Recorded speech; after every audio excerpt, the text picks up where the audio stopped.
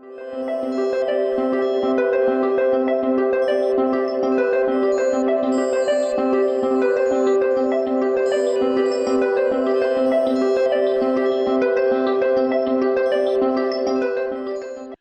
buenas tardes, bienvenidas, bienvenidos a nuestra segunda masterclass del programa de género de la Escuela de Gobierno y Transformación Pública. En esta tarde tenemos el tema de análisis género, derecho y políticas públicas. Y para los que no pudieron acompañarnos la semana pasada, en primer término corresponde presentarnos. Mi nombre es Josefina Cortés, soy directora nacional del programa de Derecho en el TEC de Monterrey. Y me gustaría contarles un poquito, aunque sea brevemente, en el marco de qué se presentan estos webinars y estas mesas de discusión. Y básicamente les comparto que en el TEC de Monterrey estamos convencidos, como seguramente muchos de ustedes lo están, de que la educación es un poderoso agente de transformación, un agente poderoso de cambio, y desde esa perspectiva, en un país como el nuestro, al que aún caracterizan enormes brechas de igualdad, consideramos que generar este tipo de programas no es más que una necesidad que nos plantea toda institución educativa, el lograr que la igualdad sea una realidad para nuestro país. En esta perspectiva, la Escuela de Gobierno ha establecido ya un programa de género que tiene 4 bases o 4 ejes relevantes. Ahora sí les pediría yo que transmitan, por favor, la infografía. Y como verán en esta infografía, básicamente están señalados los 4 ejes de trabajo que tenemos en el programa de género. Si los puedo decir brevemente, tenemos toda un área de educación, de formación, un área importante de divulgación, reflexión, en la que buscamos hacer justamente este tipo de mesas. Un tercer elemento o componente importante que tiene que ver con la investigación y finalmente cursos asociados al programa de educación continua. Estamos muy contentos en esta tarde porque además, a diferencia ya en una mesa con una semana de diferencia, podemos ya compartirles que tenemos también nuestra página web, la están viendo en la infografía, y ahí podrán encontrar más información de la que hoy acabo de compartir con ustedes.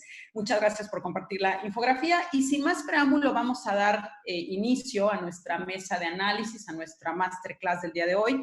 Estoy muy contenta de compartir con ustedes que nos acompaña Estefanía Vela, y para hacer las funciones de moderadora y presentarnos a Estefanía el día de hoy como nuestra ponente, le pediría yo a Tatiana Revilla que sea tan amable de dar paso a su presentación. Muchas gracias a todas, todos, bienvenidos. Muchas gracias, Josefina. Buenas tardes a todas y a todos quienes nos acompañan el día de hoy. También estoy muy contenta de compartir este espacio con 2 mujeres a las que admiro mucho, Josefina y Estefanía. También agradezco a quienes se han impulsado este programa y a todo el equipo que lo hace posible. Y bueno, pues como profesora de Género y Derechos Humanos, creo que es muy importante que el TEC hoy esté abriendo estos espacios de debate, hablar de género, violencia, transversalización de la perspectiva de género, porque es reconocer los problemas, nombrarlos y obedecer también a las inquietudes de muchas de nuestras alumnas, alumnos, y al contexto de violencia de género y de las desigualdades sociales que hoy en día pues está en México. Y bueno, hoy contamos con la participación de Estefanía Vela con el tema de género, derecho y políticas públicas, que en especial desde la Escuela de Gobierno nos interesa estudiar y reflexionar sobre qué se ha hecho, en dónde estamos, cuáles han sido las fallas para la implementación de esta perspectiva de género y algunas recomendaciones generales para integrar de manera eficiente esta perspectiva de género en las actividades del Estado. Estefanía Vela es investigadora, docente y activista. Su labor se ha centrado especialmente en el derecho a la no discriminación y en el análisis de políticas públicas para hacerlo efectivo. Es licenciada en Derecho por el ITAM y maestra en Derecho por la Universidad de Yale, donde también está desarrollando sus estudios de doctorado. Fue coordinadora académica del Diplomado Género, Sexualidad y Derecho del CIDE entre el 2015 y 2018. Ha publicado en diversos medios de alcance nacional e internacional y actualmente es directora ejecutiva de la organización feminista Intersecta. Estefanía, vamos a tener 30 minutos de tu participación y 20 a 25 minutos para preguntas y respuestas del público. Les recordamos, por favor, que escriban sus preguntas en el chat de la plataforma y nosotras se las haremos después a Estefanía para que las responda. Muchas gracias. Adelante, Estefanía.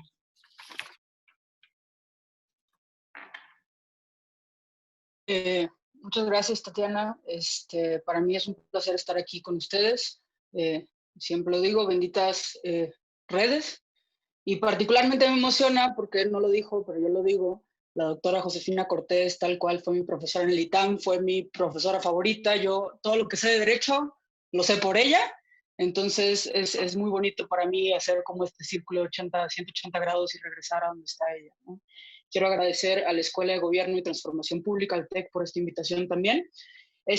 Y bueno, quiero comenzar porque tampoco tenemos mucho tiempo, luego me da por intenciar, luego no me callo, entonces trataré de ser lo más rápida y acotada posible. Un poco para, voy a empezar a transmitir mi presentación porque me es útil para tener alguna especie de hilo conductor. Denme nomás un segundo. Y ya, a ver, la sesión de hoy y un poco que se me planteó es lo que dijo Tatiana: género, derecho y políticas públicas. Entonces, para mí hay como dos preguntas cruciales, globales, que me gustaría abordar. Obviamente solo hay 25 minutos, entonces sobre todo lo que voy a hacer es un poco plantear una variedad de ejemplos que desde mi perspectiva sirven para ilustrar por qué la perspectiva de género es algo que enriquece el análisis jurídico, el análisis de política pública que tendríamos que hacer en el país y en el mundo en realidad. Para ello, me gustaría abordar como dos preguntas grandes. La primera es, ¿de qué manera el mismo derecho, las mismas políticas públicas perpetúan desigualdades de género? Pero por otra parte, ¿de qué manera podemos usar el derecho, de qué manera podemos usar las políticas públicas precisamente para erradicar la discriminación por género o cualquier otra discriminación? Las dos preguntas me parecen importantes porque justo el derecho es una herramienta, es un instrumento que a lo largo de la historia ha contribuido a generar una variedad de desigualdades y a mí en particular, como alguien que estudió Derecho, conocer la historia de este instrumento me ha sido muy útil. También entrar por la historia del derecho me sirve, al menos a mí, a entender, que ahorita lo estoy dando por sentado, pero al menos entender qué quiere decir el concepto de género, que es a través de ejemplos, ¿no? Entonces, arranco con lo básico, que esta es una historia que también se nos contó, pero nunca, siempre me es útil recordar. ¿No? En México, como en muchos países del mundo, teníamos una sociedad que estaba sumamente dividida. Dentro de las múltiples divisiones que había, estaba la división basada en el sexo de las personas, ¿no? Esta es una división que recogía el mismo derecho, en donde establecía que los hombres y las mujeres, por ser hombres y por ser mujeres, tenían distintos derechos, tenían distintas obligaciones, tenían incluso distintas funciones en la sociedad. El ejemplo creo que más popular que conocemos todo es el del derecho al voto, que como sabemos, o sea, a lo largo del siglo XIX, inicios del siglo XX hasta 1953, las mujeres no eran realmente consideradas ciudadanas plenas, y no es sino hasta 1953 que se les concede esta ciudadanía plena, adquiriendo el derecho a ser votadas y votar en todos los órdenes del gobierno. Pero el derecho establecía toda otra serie de distinciones, unas más chistosas hoy en día que otras, ¿no? Por ejemplo, la mayoría de edad se adquiría para los hombres a los 21 años y para las mujeres a los 30, si permanecían solteras. Ya si de plano a los 30 no te casabas, pues ya el derecho pues ya medio te daba la facultad de que rigieras tu propia vida, ¿no? La cosa es que si te casabas antes de los 30, aunque ya eras adulta, como quiera, la doctrina del matrimonio, digamos, hacía que las mujeres pasaran a estar bajo la tutela del marido, bajo la famosa potestad marital. Entonces, aunque eran adultas y tenían ciertos derechos, precisamente lo que hacía el régimen del matrimonio era que, por ejemplo, no les permitían contratar, no les permitían representarse, acudir a juicio, había toda una serie de restricciones. Y aprovecho el caso del matrimonio para exponer lo que para mí sigue siendo, no importa cuánto leo, el ejemplo perfecto de la lógica detrás de estas distinciones, que es la famosa epístola de Melchor Ocampo. Para quien no sepa, esta es una joya que se incorporó en la Ley del Matrimonio Civil de 1859 como parte del proceso a través del cual las personas se casaban. Entonces, cuando las personas acudían al registro civil, esto era lo que el juez del registro civil les tenía que leer. Se supone que hoy en día ya es inconstitucional, pero todavía puede ser encontrado, por ejemplo, en el Código Civil de Colima. Pero, ¿qué decía la epístola de Melchor Ocampo? Entre muchas cosas, las siguientes, ¿no? El matrimonio es el único medio moral para fundar la familia, para conservar la especie y para suplir las imperfecciones del individuo. que no puede bastarse a sí mismo para llegar a la perfección del género humano, ¿no? Que aquí me encanta esta noción de somos seres incompletos y la única manera de completarnos es encontrando a alguien más, y ese alguien más tiene ciertas características específicas. Si eres hombre, tu otra mitad es una mujer, y si eres mujer, tu otra mitad es un hombre. Ahora, ¿por qué era necesario este dúo de hombre-mujer? Porque se partía de la base que los hombres y las mujeres tenían diferentes características. Y estos son los siguientes dos párrafos, dice la epístola. El hombre, cuyas dotas sexuales son principalmente el valor y la fuerza, debe dar y dará a la mujer protección, alimento y dirección, tratándola siempre como la parte más delicada, sensible y fina de sí mismo, y con la magnanimidad y benevolencia generosa que el fuerte le debe al débil, esencialmente cuando este débil se entrega a él y cuando por la sociedad le ha sido confiado, ¿no? Nótese el lenguaje de la epístola, ¿no? Habla de dotes sexuales, o sea, características sexuales, características intrínsecas al hombre. O sea, el hombre es fuerte y valiente, y a partir de ese dato, a partir de ese hecho, al hombre se le asignan funciones. El hombre protege, el hombre dirige, el hombre se encarga de proveer alimentos. Ahora, las mujeres, si bien en este párrafo las tacha de sensibles y débiles, por supuesto que también tienen una serie de atributos, es el tercer párrafo, ¿no? Las principales dotes de las mujeres son la abnegación, la belleza, la compasión, la perspicacia y la ternura, y debe dar al marido obediencia, agrado, asistencia, consuelo y consejo, tratándolo siempre con la veneración que se debe a la persona que nos apoya y defiende, y con la delicadeza de quien no quiere exasperar a la parte brusca, irritable y dura de sí misma propia de su carácter, ¿no? O sea, aquí un poco también vemos esta asignación de funciones. Las mujeres son delicadas, las mujeres son bellas, las mujeres son compasivas. Desde esta lógica, ¿quién tiene sentido que se encargue de la crianza de los niños, por ejemplo? Las mujeres, ¿no? También nótese esta idea, que es una de las ideas que hasta la fecha tenemos, ¿no? De cómo se asume que los hombres son como estas bestias incontrolables, malhumoradas, y que las mujeres, que son las sensibles, son a quienes les toca de alguna manera saber cómo acercársele a los hombres, y si cualquiera se exaspera, pues la responsabilidad en última instancia recae sobre las mujeres, ¿no?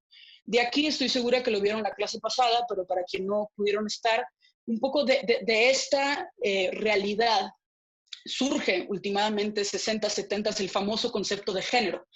Las feministas están operando en un mundo donde se asume que porque tienes un cuerpo, tienes ciertas características, tienes ciertas preferencias, tienes ciertos intereses, tienes ciertas funciones, que tu destino biológico, tu destino social, perdón, depende de tu origen biológico.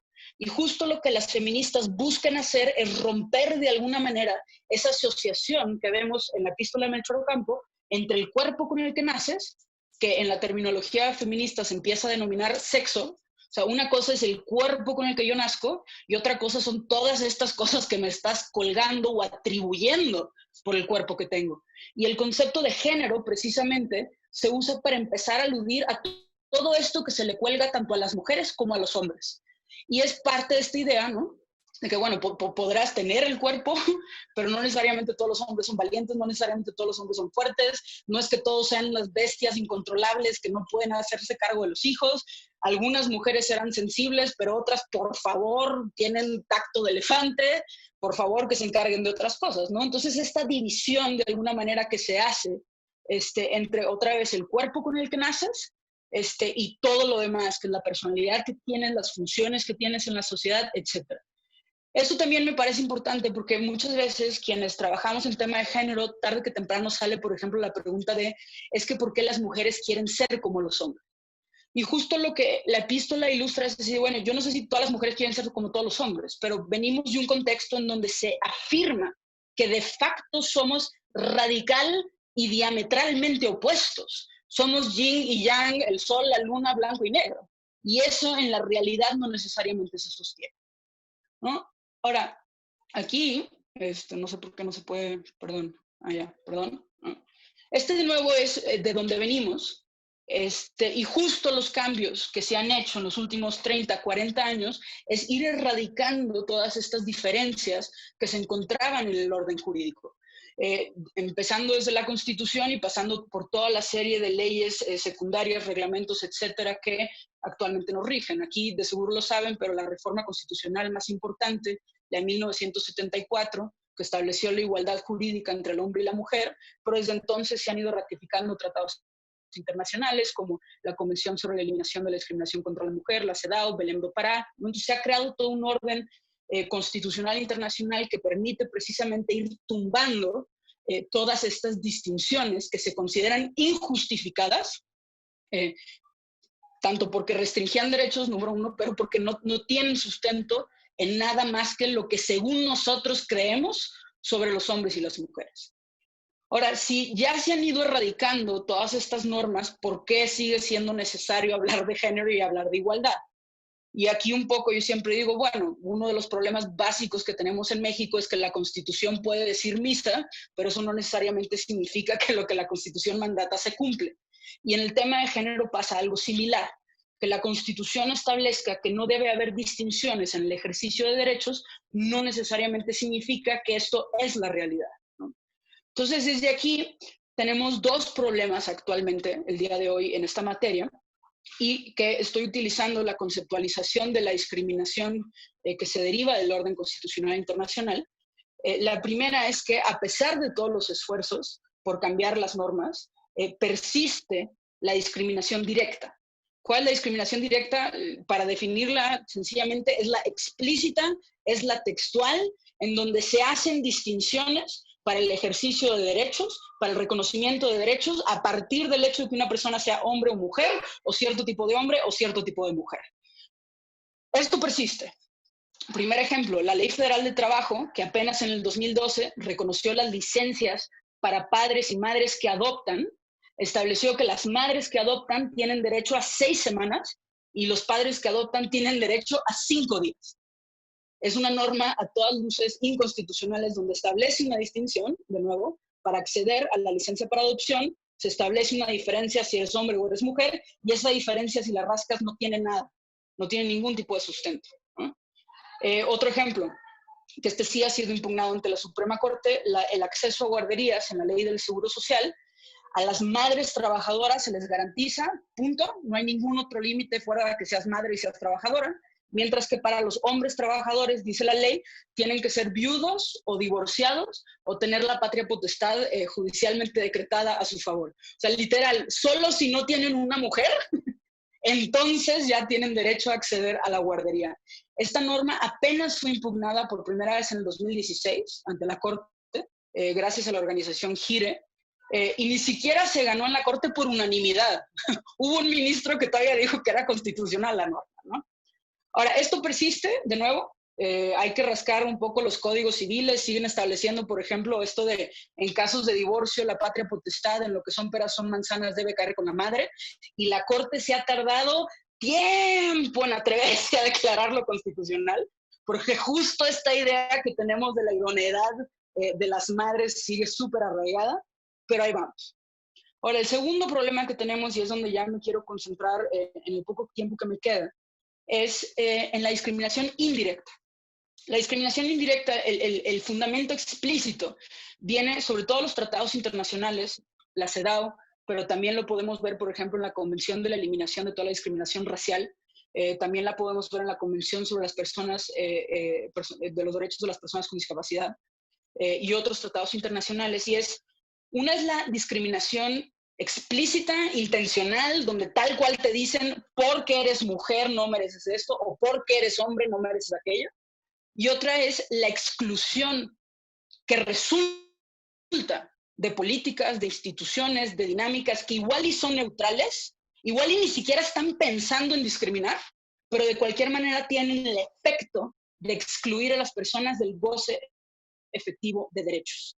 Y esto para mí es lo verdaderamente revolucionario y es el fundamento que tenemos para constantemente estar asegurándonos que en la práctica no haya brechas en el ejercicio efectivo de derechos. Y esto es clave. Estamos hablando de quién puede, ¿no? Y para mí, perdón, otra vez se me traba, ya no lo puse. Para mí la pregunta clave de la perspectiva de género desde la discriminación indirecta es, más allá de lo que yo crea, más allá de lo que nuestras normas dicen, ¿quién de hecho en la práctica ejerce qué derecho? Yo me puedo creer la institución más progre, pero si veo mis estadísticas, resulta que hay puros hombres y mujeres más blancos que nada. Yo puedo ser la persona más incluyente del mundo, pero que no haya una sola persona con discapacidad en mi mundo y en mi vida y en los eventos que organizo. Entonces, justo la discriminación indirecta lo que nos obliga es a desarrollar los mecanismos, primero, que nos permitan siquiera detectar disparidades en el ejercicio de derechos. Y para mí esto sería como un poco abriendo el ciclo de las políticas públicas. O sea, el derecho a la no discriminación te impone como mandato, por un lado, no distingas innecesaria e injustificadamente, pero por otro lado, asegúrate que no haya personas que se estén quedando atrás. Asegúrate que en la práctica no haya disparidades injustificadas en el ejercicio de derechos. Para que tú puedas saber si hay disparidades injustificadas o no, necesitas al menos 3 cosas. Número 1, datos. Otra vez, como estamos hablando de discriminación indirecta, la intención es lo de menos. La discriminación indirecta rara vez se manifiesta. Justo son prácticas, justo son dinámicas. Entonces lo que necesitas es datos poblacionales que te permitan saber quién está en dónde. Lo segundo que necesitas es, si detectas disparidades, entenderlas. O sea, si hay una brecha de género, si más mujeres que hombres están haciendo labores de cuidado, ¿por qué? Si hay más mujeres que hombres en ciertos puestos del gobierno, ¿por qué? Tienes que entender a qué se deben las disparidades y a partir de entender, por supuesto, plantear una solución concreta. Y estas son las políticas públicas. Identificas un problema, entiendes el problema, diseñas una solución y evalúas cómo está funcionando esa solución. Cada uno de estos pasos, por supuesto, da para una discusión súper rica, justo como dijo Tatiana al inicio. Solo en el tema de qué soluciones diseñamos podríamos discutir horas, porque justo lo que estamos viendo en gobiernos como el mexicano es que hay mucha voluntad de muchas cosas, y justo en los últimos 20 años se han creado una variedad de instituciones, presupuestos, políticas a favor de las mujeres, y que una vez que las analizamos resulta que muchas de ellas son como castillos en la arena. Ya que los ves con detalle, no tienen mucho más ahí. Entonces, cada uno de estos puntos, de nuevo, se puede ir desdoblando. Pero me queda poco tiempo nomás. Quiero aterrizarlo en un ejemplo concreto, ¿no? Que esto es lo que les plantea. O sea, para mí la perspectiva de género, para mí el derecho a la no discriminación, la pregunta clave que nos plantea es ¿quién de hecho goza de derechos humanos en este país o en este mundo? ¿No? Voy. ¿Cómo se traba? Ahora, me gustaría poner un ejemplo concreto, ¿no? Y esto también me parece importante. Para mí, sobre todo, la perspectiva de género famosa es, y esto lo dicen muchas, es una metodología. Es sobre todo preguntas que te planteas. No necesariamente de antemano hay soluciones, pero lo que te obliga es analiza. Analiza si hay diferencias de género. Si hay diferencias de género, analiza por qué. Entonces, voy a dar ejemplos de fenómenos donde hoy hay brechas. Pero justo lo padre de esta pregunta es que se puede aplicar a lo que sea. El ejemplo que voy a dar está basado en la ENVIPE, la Encuesta Nacional de Victimización y Seguridad Pública, que es una encuesta que se hace anualmente que busca medir la incidencia delictiva en el país. Pero justo esta pregunta de quién goza acceso a se puede aplicar para todo. Por eso luego se habla también desde transversalizar la perspectiva de género y por eso luego es posible ver conferencias de ciudades y género, tecnología y género, economía y género, derecho y género, porque es una pregunta que te puedes plantear en una variedad de ámbitos, ¿no? Ahora, ¿qué nos muestra la ENVIPE? No, vamos a suponer, yo quiero garantizar el derecho de que las personas vivan libres de violencia. Si quiero garantizar el derecho para que las personas vivan libres de violencia, tengo que entender, para empezar, a quién afecta la violencia. ¿Cuántas personas afecta la violencia? ¿De qué tamaño es el problema de la violencia? ¿No? La perspectiva de género, dentro de todo lo que puedes analizar, lo que te dice es, fíjate cómo afecta a los hombres y a las mujeres, ¿no? Aquí en esta gráfica que les estoy enseñando vienen de la población adulta, que el ENVIPE solo pregunta a adultos, qué porcentaje de hombres y qué porcentaje de mujeres dijeron haber sido víctimas de un delito. Desde 2011 a 2018. Y como pueden ver, un ligero porcentaje mayor de hombres que de mujeres son víctimas de delitos, ¿no? Y aquí es interesante, si a todos nos pueden victimizar, ¿por qué parece haber, en este caso, una disparidad en contra de los hombres? Y esto estoy segura que se los dijeron en la sesión pasada, lo repito, la mirada de género no es solo mujeres. Es justo ver de qué manera ser hombre o ser mujer distribuye riesgos o beneficios. En este caso estamos hablando de riesgos. Ahora, cuando analizamos qué delitos, ¿no? Aquí es interesante, del lado izquierdo están los hombres, del lado derecho están mujeres, y son toda la variedad de delitos que contabiliza el ENVIPE. Podemos ver hasta abajo está robo en calle y podemos ver que tanto para hombres y para mujeres lo que más les afecta es el robo en la calle. Y de hecho hay muchas similitudes, y esto es importante, porque luego cuando se habla de género se enfatizan diferencias, pero también los hombres y las mujeres comparten muchas experiencias en común, ¿no? Si acaso donde vemos las diferencias más interesantes, por ejemplo, vean donde dice otros delitos sexuales.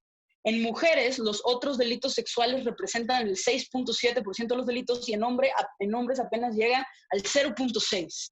Entonces ya ahí dices, mira, o sea, les afecta robo, les afecta extorsión, pero tratándose específicamente de la violencia sexual, algo pasa que a las mujeres les afecta desproporcionadamente. Aquí en la siguiente gráfica, esto es, para cada delito, ¿qué porcentaje de las víctimas eran hombres? ¿Qué porcentaje de las víctimas eran mujeres? Para que no se cuatrapeen como yo, en este caso los hombres son los rosas. Y podemos ver que en la mayoría de los delitos hay pues cuasi paridad, ¿no? O sea, robo a casa y habitación, 55% mujeres, pues muy igualitario. Donde vemos las diferencias más brutales es precisamente en la violencia sexual. O sea, en otros delitos sexuales, solo el 8.2% de las víctimas fueron hombres. Le sigue violación, donde solo el 17.5% de las víctimas fueron hombres. Entonces, uno, por supuesto que hay víctimas de violencia sexual hombres, y las políticas públicas tendrían que estar diseñadas para garantizar la atención de ambos, pero ¿qué diablos está pasando? Que al menos en esta violencia, desproporcionadamente afecta a las mujeres. Aquí también viendo estos datos podemos entender, por ejemplo, por qué muchos grupos feministas se enfocan específicamente en la violencia sexual, porque de todas las violencias que estamos viendo es la que más diferencias de género muestra, ¿no? Otro ejemplo que les quiero dar, ¿dónde son victimizadas las personas según la ENVIPE? Y aquí podemos ver una diferencia interesante. En los hombres, el lugar número 1 donde son victimizados es la calle, seguido de la casa, y en mujeres se invierte la relación. El lugar número 1 es la casa, seguido de la calle. Y esto también nos recuerda como dos cosas. Número 1, ya sé que ahorita ya se quitó el concepto, pero como hablamos mucho de seguridad pública y constantemente estamos mandando el mensaje de que el riesgo está en la calle. Y justo estas estadísticas nos recuerdan que la casa también es un espacio de peligro y lo es desproporcionadamente para las mujeres. Y de ahí también podemos entender que esta es la siguiente gráfica, ¿no? Esto es, de estos delitos, o sea, del delito de violación, del delito de robo, ¿qué porcentaje ocurrió en la casa, desagregada por sexo? Y aquí, por ejemplo, veamos violación. O sea, de los hombres que sufrieron una violación, solo el 3.6% reportó que esa violación fue en casa. O sea, cuando los hombres sí sufren violencia sexual, no es en la casa. En cambio, las mujeres, de las que sufrieron violación, el 45% fue en su casa, ¿no? Y esto otra vez es importante. O sea, toda esta información lo que nos arroja es dos cosas. O sea, otra vez, ¿por qué si todos podríamos en abstracto ser víctimas de violencia sexual, esto es una violencia que se materializa más en las mujeres? Y número 2, ¿por qué incluso esta violencia, que podría ocurrir en todos los espacios, desproporcionadamente ocurre en la casa? Y esto también otra vez desmonta el mito de la seguridad familiar, que ahorita, gracias a lo que dijo el presidente, la fraternidad familiar, está otra vez en la discusión, ¿no? Nótese también las lesiones de las mujeres golpeadas, el 40% fue en la casa. Entonces, los golpes no solo están afuera, ¿no? Y esto es otra vez, bueno, este es otro dato que me encanta, ya me queda poco tiempo, pero la ENVIPE también le pregunta a las personas, oye, ¿te pasó un delito? Sí, sí. ¿Estuviste presente? Sí, sí. ¿Viste quién cometió el delito? Y ahí les dan, dentro de las múltiples preguntas, la pregunta de, ¿fue un hombre, fue una mujer? O sea, ¿fue al menos un hombre, fue al menos una mujer o fueron los dos? Bueno. Y justo lo que esta gráfica muestra es, para cada delito, el sexo de quien lo cometió, el morado es solo hombres, el verde es hombres y mujeres, y el rosa es solo mujeres. Y lo que vemos es de todos los delitos que identifica la ENVIPE, cuando se vio al perpetrador, la abrumante mayoría de quienes cometen delitos son hombres. Las mujeres participan, pero su participación varía dependiendo del delito. Hay delitos, por ejemplo, a mí me encanta el de las amenazas y el de las lesiones, donde aparecen más como perpetradoras sin hombres, ¿no? Y esto siempre lo digo porque, no sé ustedes, pero cuando estoy en discusiones sobre los vagones separados del metro, nunca falta quien diga así de, las mujeres son igual de horribles, ¿no? Y pues bueno, ahí están las mujeres que golpean también, que amenazan también, ¿no? Pero hay otros delitos donde si participan las mujeres es con hombres, ¿no? Entonces, esto también es interesante. Dice, si todos podríamos en abstracto delinquir, ¿por qué la mayoría de quienes delinquen son hombres? Y si tomáramos en serio esta pregunta, y esto otra vez es importante porque perspectiva de género no solo son mujeres, esto debería estar impactando todos los programas de prevención que se están haciendo desde los gobiernos del delito. Porque uno de los factores relevantes que tienes que considerar es el hecho de que son los hombres. ¿Por qué ser hombre? ¿Qué pasa con ser hombre que hace que estén más involucrados en esto? Y justo ahí, quienes han empezado a explorar este tema, hay toda una exploración fascinante, por ejemplo, de ser hombre, ser proveedor, y cómo el no tener sustento lleva a los hombres a delinquir de formas que las mujeres no. Número 2, todo el tema de hombres y violencia, masculinidad, te educan a ser machín pingüín y eso se ve reflejado. Entonces, justo son todas las líneas que podrías perseguir si te tomaras en serio la perspectiva de género para el desarrollo de políticas públicas, ¿no? Ya me queda poco tiempo, aquí nomás se los quiero poner. La MVIPE también te permite ver, o sea, quién cometió la agresión cuando la víctima es hombre y cuando la víctima es mujer. Esta es quién agredió a los hombres, y otra vez el rosa son hombres y el morado son mujeres, ¿no? Y vean, incluso en los delitos sexuales, ahí está violación y otros delitos sexuales, la mayoría de quienes agreden a hombres son otros hombres. Y la siguiente es quienes agredieron a mujeres, en su mayoría hombres, y en mujeres, vean, los delitos sexuales están hasta abajo, son prácticamente en su mayoría hombres, ¿no? Hay mujeres que acosan otras mujeres, pero parece que cuando la víctima mujer es todavía menos. O sea, aquí hay como dos intersecciones súper interesantes. ¿No? Ojo, y esto ya voy a la última parte, porque ya se me está yendo el tiempo, ¿no? Primero, si queremos incorporar la famosa perspectiva de género a las políticas públicas, ¿no? Mi mandato es, tengo que asegurarme no solo de no distinguir, sino de que no haya alguien que se esté quedando atrás. Para que ese alguien no se esté quedando atrás, necesito primero datos que me permitan detectar brechas. Yo hablé ahorita de sexo, pero obviamente si queremos hacer un análisis fino, necesitamos todas las categorías que sean posibles. Si la persona tiene una discapacidad o no, el color de piel de la persona, la familia de origen de la persona, la localidad de la persona, el ingreso de la persona. O sea, justo lo que muchas otras organizaciones están desarrollando es cómo en México no es solo ser hombre o mujer, hay muchos otros factores que afectan el goce efectivo de derechos, ¿no? Lo siguiente, perdón,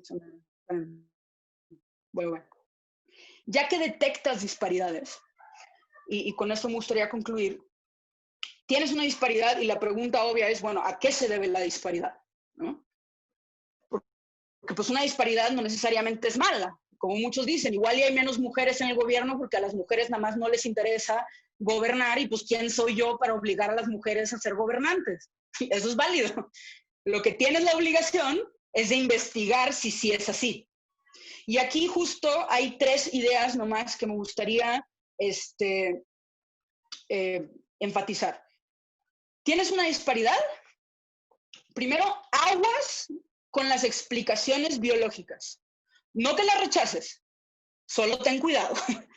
Y ten cuidado porque justo de donde venimos, como ilustra la epístola de Melchor Ocampo, es de un mundo en donde todo se le atribuía a las diferencias biológicas entre hombres y mujeres. Y justo hay muchas feministas que se han clavado en la biología, en la neurología, en todas las ciencias del cuerpo, etcétera, y lo que han demostrado son dos cosas. Número uno, la mayoría de los estudios que supuestamente muestran diferencias de sexo son fake news, tal cual. Hay un libro hermoso que se llama Brainstorm, de una autora que se llama Rebecca Jordan Young, que se dedica a analizar 400 artículos que supuestamente muestran las diferencias cerebrales entre hombres y mujeres y cómo esas diferencias cerebrales explican una variedad de diferencias sociales. Y se pueden analizar los 400 artículos publicados en journals académicos bien fifís, y ya que les rascas, de científicos no tienen nada. Entonces ahí, aguas. Ahora, digo aguas, eso no se trata de negarlo. Justo hablando de, por ejemplo, en el contexto del COVID, habrán notado que una de las diferencias claves entre infección y tanto en muertes es la desproporción de hombres que están siendo impactados por el virus. Entonces, justo lo que ahorita están tratando de descifrar quienes se dedican a esto es ¿por qué? Tiene que ver con diferencias biológicas entre hombres y mujeres, tiene que ver con diferencias sociales, ¿no? Entonces, eso, uno, aguas con biología. Y esto lo digo también, por ejemplo, como vieron ahorita, quienes perpetran la mayoría de los delitos sexuales son hombres, y hay quienes ofrecen como explicación a eso la testosterona. Es que los hombres sí son unos animales que no se pueden controlar, ¿no? y hay quienes se dedican a estudiar si esto es cierto o no, y otra vez es fake news, ¿no? Entonces, aguas, porque justo en el nombre de la biología se han perpetrado una variedad de mitos que ya que se rascan no tienen necesariamente sustento. Número 2, cuidado con las explicaciones que individualizan y que reducen todo un problema social a una decisión individual. Ejemplo, ¿por qué no hay más mujeres participando económicamente? Es que las mujeres decidieron no hacerlo. Y esto, ojo, es cierto. En México, mientras que 4 de cada 10 mujeres son económicamente activas, en hombres es 8 de cada 10. O sea, ahí hay una brecha. ¿Por qué? Y hay quien dice, es que las mujeres deciden. Bueno, a ver, hablemos de decisiones. Si tomamos en serio el contexto, todavía hoy, por ejemplo, persiste la brecha salarial. Entonces, en una pareja heterosexual promedio, lo más probable, lo más común, es que el hombre gane más que la mujer. Si tienen un hijo y se quieren quedar a cuidarlo, ¿quién tiene más sentido que se quede en casa? Puede ser una decisión perfectamente racional. La pregunta es que esa decisión está hecha en un contexto dado. O sea, la pregunta es por qué esas son las opciones que tienen en este caso las mujeres, ¿no? Aquí es un poco lo que hace, por ejemplo, Oxfam, toda esta idea de los pobres son pobres porque quieren. En género pasa un poco lo mismo, ¿no? Las mujeres no se empoderan porque no quieren, y ya que le empiezas a rascar, te das cuenta que hay toda una variedad de obstáculos que constriñan, afectan, condicionan las decisiones, y que justo nuestra chamba está en identificar ese contexto, que es el tercero. Checa lo biológico, no vaya a hacerla, checa las decisiones de las personas, ¿no? Pero sobre todo indaga en el contexto social, indaga en el contexto económico, indaga en el contexto político, jurídico, etcétera, ¿no? Que esto es donde se refieren toda esta parte de el género es una construcción social. Las diferencias que de facto vemos no son naturales, no surgen de la biología, sino se van perpetuando a través de toda una serie de mecanismos. Y justo nuestro actuar, justo nuestra incidencia tiene que ser en identificar eso y cambiarlo. Porque si es este contexto, no estamos otra vez ni ante una inevitabilidad de la naturaleza, ni ante una decisión que hay que respetar, sino ante una variedad de injusticias que hay que hacer todo lo posible por cambiar. Y ya me pasé, y ya me callo, y muchas gracias.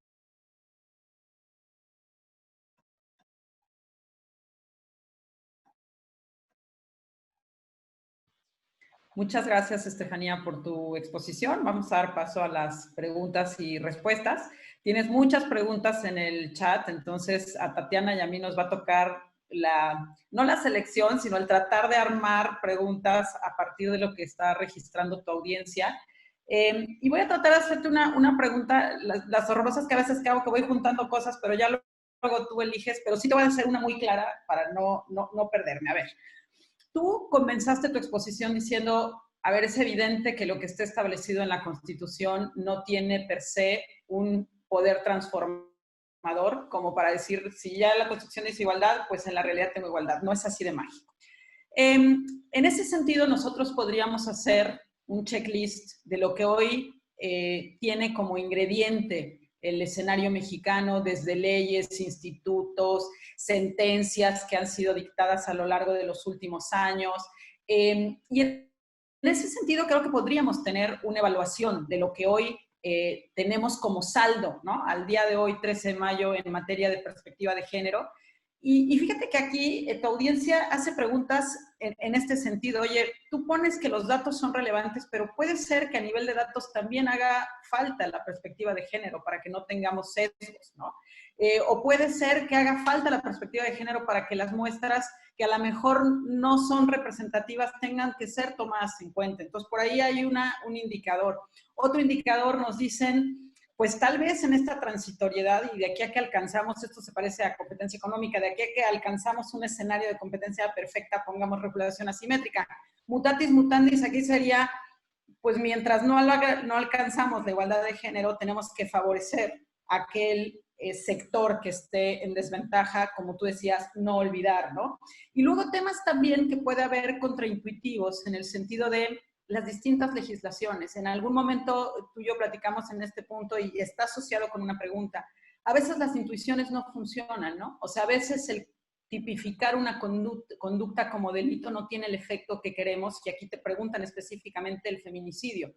¿no? La tipificación del resultado deseado, sí o no. Entonces, esta es una primera parte que puedes referirte a datos, a la transición de mejorar a un segmento frente a otro, y al tema intuitivo o contraintuitivo de las reformas. Esta es una variedad de preguntas, pero tienes luego una pregunta muy específica que es, oye, pero hay ejemplos virtuosos en los estados de políticas públicas que sí podrían tener esa orientación y esa perspectiva de género que valdría la pena señalar en esta mesa. Y ahí está el popurrí de preguntas que logré integrar. Gracias, Estefanía.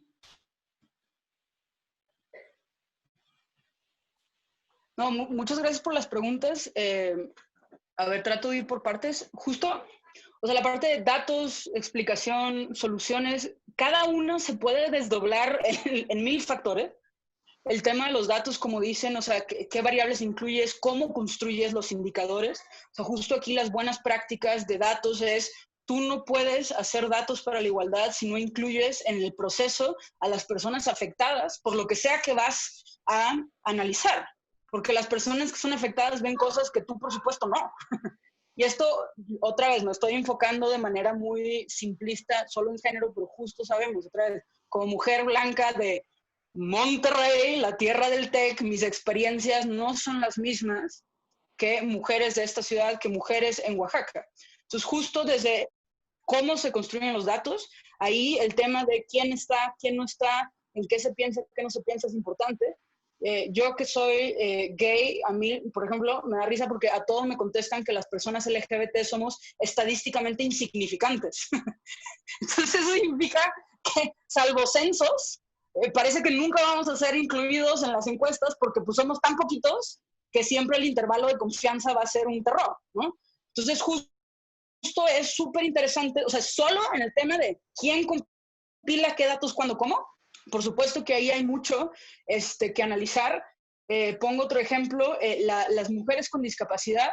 Para quienes saben estos temas, saben que la ENDIRE, la Encuesta Nacional de Dinámicas sobre las Relaciones de los Hogares, que trata de medir violencia contra las mujeres, es la encuesta más profunda que tenemos, pero si eres una mujer con ciertas discapacidades, ni siquiera te hacen las preguntas, ¿no? Entonces incluso ya tienes los súper indicadores, pero llegan a las casas y si eres una mujer con una discapacidad mental o una discapacidad psicosocial, se asume que tú no puedes y se te excluye. Entonces, así, ahí hay mucho por hacer, mucho que indagar. Sobre la parte, sobre todo las soluciones, estoy viendo, no alcancé a ver mucho ahí también, pero a ver, creo que como dices, Josefina, o sea, llaman al menos, por ponerlo en el feminismo moderno, al menos 30 años de políticas. Ya no me clavé en la parte de las políticas, pero es el ejemplo que nunca voy a dejar de dar. Recordemos en el 2006, cuando fue la primavera violeta aquí en la Ciudad de México y en todo el país, que las mujeres se manifestaron en la que entonces era la marcha feminista más grande de la historia, denunciando sobre todo el acoso en la calle, el acoso en las universidades, y que el gobierno de la Ciudad de México, entonces jefe de gobierno, presumió como sus políticas el silbato. ¿No? Literal, ¿no? Los pitos de Mancera. Entonces, puede haber voluntad, pero que las medidas que ofrezcas no necesariamente sean los buenos. Y ahí, y esto es importante, ya tenemos 30 años de experiencia. O sea, para mí, si hoy queremos discutir, por ejemplo, fiscalías especializadas, fiscalías no especializadas, ya hay diagnósticos de cómo han funcionado las fiscalías especializadas. Y mujeres, ¿son institutos, son secretarías? Ya hay estudios que analizan ventajas, desventajas de que sean uno u otro. Derecho penal, justo una de las cosas que estamos haciendo en Intersecta es evaluar cómo han estado operando muchos de los delitos que se han ido introduciendo en los códigos penales, y lo que estamos encontrando obviamente es, por un lado, la tipificación per se no baja la violencia, obviamente, y esto no es nuevo. Lo que nos preocupa, sin embargo, es que en ciertos casos vemos que los delitos se han convertido como una especie de boomerang, en donde se está revirtiendo incluso en contra de las mujeres. Por ejemplo, si bien la mayoría de las personas condenadas por violencia familiar son hombres, hay mujeres condenadas por violencia familiar, por supuesto, pero las mujeres condenadas por violencia familiar desproporcionadamente son mayores que los hombres. O sea, dentro del universo de mujeres condenadas, hay más mujeres condenadas por violencia familiar que hombres. Es una ligera diferencia, pero es curioso. Y justo en la literatura de lo que se habla es de estos efectos inesperados. O sea, de buenas políticas, buenas intenciones, seguimos las intuiciones, pero sí pueden tener un efecto que no quieras. Otra de las cosas, por ejemplo, que estamos explorando en Intersecta es la prisión preventiva, que como saben, el año pasado se buscó ampliar el catálogo de delitos que ameritan prisión preventiva oficiosa. Esto es cuando te están investigando por un delito, formalmente se te vincula el proceso y vas a la cárcel y no tienes la posibilidad de salir en lo que se te investiga. La prisión preventiva oficiosa viola todos los derechos humanos a nivel internacional, pero como está en la Constitución, pues no se puede tocar, ¿no? Y justo se buscaron agregar, entre otros, el delito de feminicidio, bajo la lógica de va a aumentar condenas, va a reducir violencia, y justo estamos viendo que no. Y no solo no, resulta que de las mujeres que están en prisión, un porcentaje mayor están sin sentencia que los hombres. Entonces, o sea, de nuevo, estoy solo dando ejemplos porque mi punto ahorita es, hay todo por analizar. O sea, si ustedes ya son de las personas convencidas de que la perspectiva de género es necesaria, eso es el primer paso. Justo lo que necesitamos son personas que se empiecen a clavar en todos estos detalles, que es donde vemos que hemos construido castillos de arena. Yo vuelvo a Josefina porque justo con ella veíamos el derecho administrativo, o sea, la estructura de la administración pública, y cómo si no tienes un buen diseño institucional, si no tienes un buen presupuesto, si no tienes buenos mecanismos de rendición de cuentas, si no tienes un buen diagnóstico, todo se cae. Y puedes tener la constitución más increíble. Y justo lo que necesitamos ahorita son personas que se claven en ese detalle, o sea, en este mundo, y logren ver lo que jaló. Para quien preguntó que qué jaló, sí voy a dar un ejemplo y respondo lo de paridad, ¿no? Ya me estoy pasando, ¿verdad? Así que, ¿no? Vas bien. A ver, la paridad se puede discutir por 1000 razones. Para mí la paridad es un mecanismo para cerrar brechas. Yo no creo que la paridad es importante porque las mujeres mágicamente nos van a llevar a un mundo mejor. Creo que justo las mujeres son igual de diversas, igual de complejas, igual de estúpidas, igual de brillantes, igual de horribles, igual de todo, ¿no? Nomás les falta la oportunidad necesariamente para hacerlo. ¿Qué pasó con paridad? O sea, las mujeres adquirieron el voto en el 53. Entre el 53 y los 2000, el porcentaje de mujeres en el Congreso no subía del 15%. Y luego, en una década, se cerró la brecha. ¿Por qué? Porque la paridad lo que te obliga es a repensar la distribución del poder, es a repensar mecanismos de asignación de recursos, es a repensar las dinámicas. Y justo para mí, el género nos debe llevar a eso. O sea, cuando le rascas a dinámicas familiares, cuando le rascas a dinámicas laborales, lo que te das cuenta es que hay toda una estructura operando de cierta manera. Y hasta que no cambies esa institución, hasta que no cambies las dinámicas, puedes tener todos los protocolos, puedes tener todas las constituciones y no va a cambiar la realidad. Y justo lo que paridad muestra es que eso es cierto. Tú obligas a los partidos, o sea, a ver cómo le haces, pero a mí me tienes que llegar con mitad y mitad. Y pues que se ponen a reclitar y que pues que se ponen a hacer 1000 cosas, ¿no? De nuevo, podemos discutir si son buenas, si no son buenas, como deberíamos discutir si los hombres son buenos o no son, o sea, discutámoslo. Pero quiero notar el mecanismo. Y también me parece interesante porque en lo electoral, porque como saben ya se aprobó paridad en la Constitución para todo. Y no me sorprendería ver que los avances que vimos en el electoral no necesariamente los vamos a ver en otras áreas. Y eso va a ser fascinante que alguien lo explique. Mi intuición es que al final el derecho electoral tiene unos recursos que ni Obama. Justo tienes reglas de rediseño claras, paridad, cuotas, etc. Tienes el litigio subvencionado de los partidos, tienes tribunal, tienes IFE, ahora INE, con todos los recursos para actuar rápido, que se tomaron en serio la Constitución, y entre todos se generó como un círculo virtuoso en donde, a pesar de todas las artimañas de los partidos, se fue construyendo y en una década se cerró lo que en 40 años no se había podido cerrar. Y esto otra vez, ¿qué políticas, qué instituciones? Exploremos todo lo que en ese mundo electoral permitió esto. Y ahora que ya se supone que se va a replicar, que en la Suprema Corte, que en la administración pública, veamos dónde van a estar, qué obstáculos, ¿no? De nuevo, si quieren discutimos que si las mujeres sí, que si no, que si el mérito, pero o sea, justo lo fascinante para mí es, mira cómo si se pudo, y fue a través de un mecanismo de reasignación, de repensar el poder, ¿no? Buenísimo. Muchas gracias, Estefanía. Vamos ahora con las preguntas del público a través de Tatiana. Okay, gracias, Estefanía. Gracias, Josefina. Hay varias preguntas relacionadas con diversas políticas públicas o programas, bueno, instituciones que ya están, como tú bien dices, no es que estemos en cero, se ha hecho mucho, llevamos 30 años de hacer mucho. Entonces, aquí, por ejemplo, me ponen, ¿qué pasa si ya hay alertas de género, centros de justicia para las mujeres, agencias especializadas, la ley de acceso a las mujeres, la ley de igualdad? ¿Dónde crees tú? Porque sí hay de dónde, ¿no? Entonces, ¿dónde crees tú que ha estado la falla más grande en el tema, estas instituciones y estos mecanismos son de prevención y atención de violencia contra las mujeres? ¿Dónde encuentras tú que ha estado la falla principal en que todo esto no funciona? Y de una vez te digo la segunda pregunta, porque también hay muchas preguntas relacionadas con la estrategia de seguridad y su relación con los feminicidios y de los códigos penales únicos. Bueno, el Código Penal Único, ¿qué piensas al respecto? Serían esas dos. A ver, justo para quien, bueno, bueno, perdón, ya no estoy. A ver, ya hay, gracias a Dios que no existe, ya hay cada vez más diagnósticos de en dónde está la falla. Por ejemplo, las alertas de género famosas, si ustedes se dan cuenta, en realidad es un mecanismo que le dice al Estado que tiene que hacer lo que tiene que hacer. Entonces, ¿por qué falla? Pues porque el Estado no puede hacer lo que el Estado tiene que hacer. O sea, la alerta de género es eso.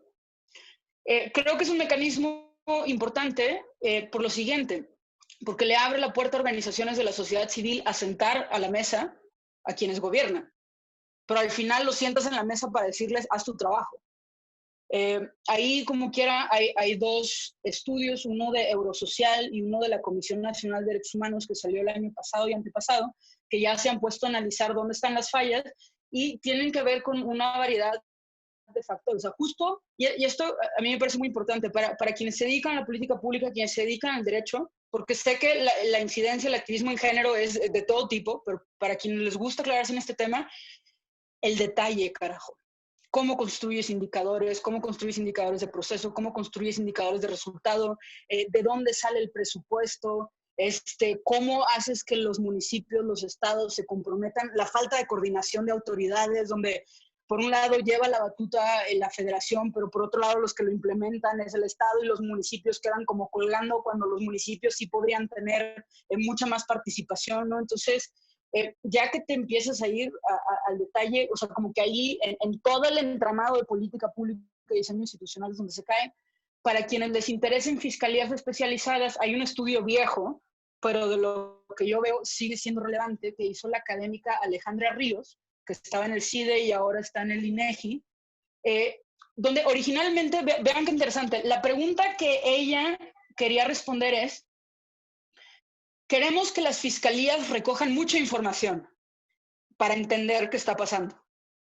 ¿Qué capacidad real tienen las fiscalías, incluidas las fiscalías especializadas, de recoger esta información? Entonces, para responder esa pregunta, se metieron a las fiscalías y, sorpresa, están desbordadas, ¿no? Les pagan poco, el staff es poco, los delitos son muchos, ¿no? Y justo uno de los hallazgos que a mí me pareció fascinante que encontró es, tú hablas con la mayoría de los fiscales y es gente que quiere apoyar. Esta idea de los malos machistas sacados de campo del gobernador, por supuesto que existen, pero no son la mayoría.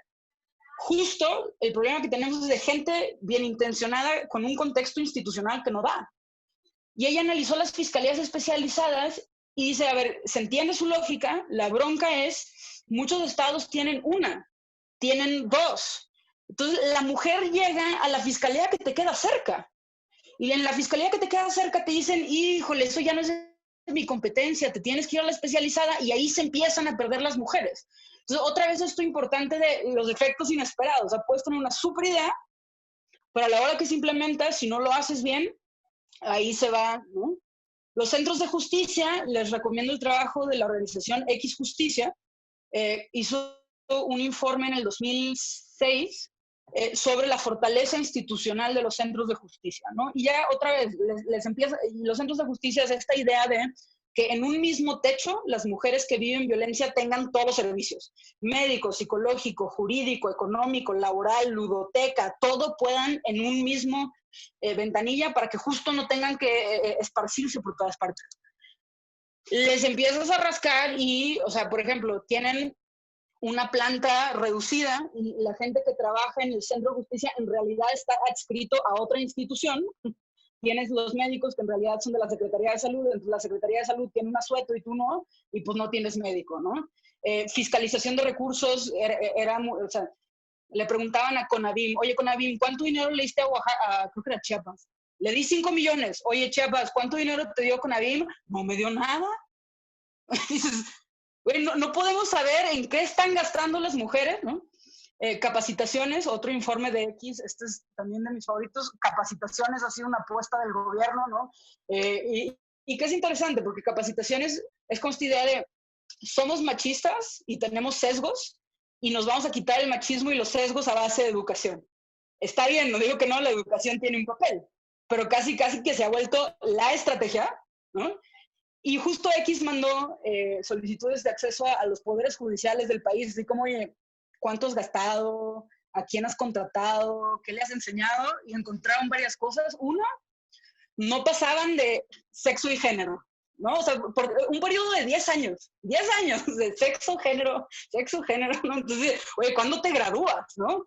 Dos, lo que los tribunales definían como capacitación iba desde la charla de media hora hasta un diplomado. Entonces también está, güey, ¿qué es capacitación? O sea, cuando hablamos de capacitación, ¿a qué nos estamos refiriendo? 3, 0 evaluación de resultados. O sea, no solo las encuestas de salida, ¿de qué sirvió? ¿Cómo lo vemos reflejado en el trabajo de los tribunales? ¿No? Y encontraron otras opacidades. O sea, Veracruz en un solo año gastó como 80 millones de pesos. Es decir, incluso si mandaras a todos los magistrados a Harvard, no te salen las cuentas aquí. ¿Qué está pasando? ¿No? Entonces, les pongo otra vez ejemplos para que vean la riqueza del trabajo que se está haciendo. Todos estos informes que digo traen críticas, pero también apuntan al tipo de reformas que tendríamos que hacer si quisiéramos que estas instituciones funcionen de manera mejor. Y el punto otra vez es, entre más gente esté haciendo este tipo de análisis, mejor, ¿no? Bueno, no sé si Josefina tienes alguna otra pregunta. No, la verdad es que vamos a transmitirle a Estefanía todas las preguntas que se nos quedaron pendientes, que hay unas interesantísimas. No sobra decir que tienes muchas felicitaciones por tu presentación, por lo clara, por lo aterrizado, ¿no? Y lo motivador del tono. Así es que por mi parte no hay más preguntas y cierro como empecé la mesa agradeciendo la presencia de Estefanía en este foro. Adelante, Tatiana. Ok, bueno, pues entonces te hacemos llegar todas las preguntas, Estefanía. Gracias a todas y todos quienes nos acompañaron. Les recuerdo que acabando esto, bueno, ya va a salir un link para que llenen por favor una encuesta y no se pierdan el siguiente miércoles, igual a la misma hora, vamos a tener el tema Movimientos Actuales, una cuarta ola feminista, en la cual nos va a acompañar Sofía Poiré, coordinadora en Balance AC. Y de verdad, gracias, Estefanía. Muchas felicitaciones, muchas preguntas, muchos comentarios. Y gracias por acompañarnos. Y gracias a todas y todos quienes se conectaron. Gracias, Josefina. Gracias, un gusto. Bye. Bye, gracias.